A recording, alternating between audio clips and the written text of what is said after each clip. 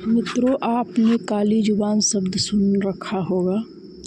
अक्सर किसी के बोलने से कुछ अशुभ हो जाता है तो उस इंसान को काली जुबान वाला इंसान कहते हैं और उसे समाज में हीन भावना से देखा जाता है। दोस्तों, आज का हमारा किस्सा इसी बात पर आधारित है। राजस्थान के भीलवाड़ा ज़िले के एक गांव में लता नाम की औरत रहती है।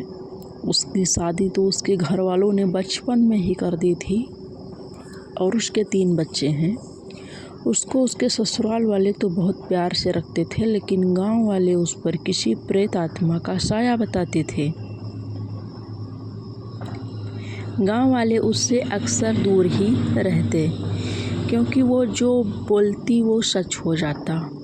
लता के मायके में उसके पड़ोसी बताते हैं कि बचपन में लता को एक कुत्ते ने काट लिया। लता ने अचानक मुँह से कुत्ते के लिए बद्दुआ निकाली। इस कुत्ते को मौत क्यों नहीं आ जाती। अगले दिन भी कुछ ऐसा और वो कुत्ता गली के बाहर मरा हुआ पड़ा था। तब से गांव वालों में दहशत फैल गई। दूसरी घटना तो इतनी भयानक थी कि लोग लता को डायन कहने लग गए। ऐसे ही एक बार बचपन में लता का एक दिन तवे से हाथ जल गया। हाथ जलने से वो जोर से चीखने, चिल्लाने और रोने लगी। उस दिन घर वाले सब खेत गए थे। उसकी बड़ी बहन घर पर थी। वो दौड़कर अंदर आई और अपनी बहन का घाव देखा तो वो बोली, बस इतना सा जल जाने पर क्यों इतना मुँह फाड़कर रो रही है। लता को उसकी इस बात पर गुस्सा आया और बोली, तुझको आग लगे तब पता चले कि कितना दर्द होता है। फिर होना क्या था, अनहोनी होने में क्या देर थी। उसी रात घर के पास पड़े चारे में आग लगने से उसकी लपटें घर पर भी आ गईं और उन लपटों में केवल लता की बहन ही जली, बाकी सब बच गए।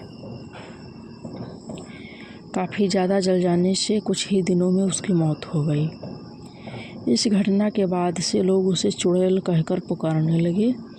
ऐसी कई घटनाओं को लता के परिवार ने सहा, लेकिन आखिर बेटी को कैसे बाहर निकाल सकते, ये सोचकर चुप रहे। बचपन में ही 10 साल की उम्र में उसकी शादी करवा दी गई।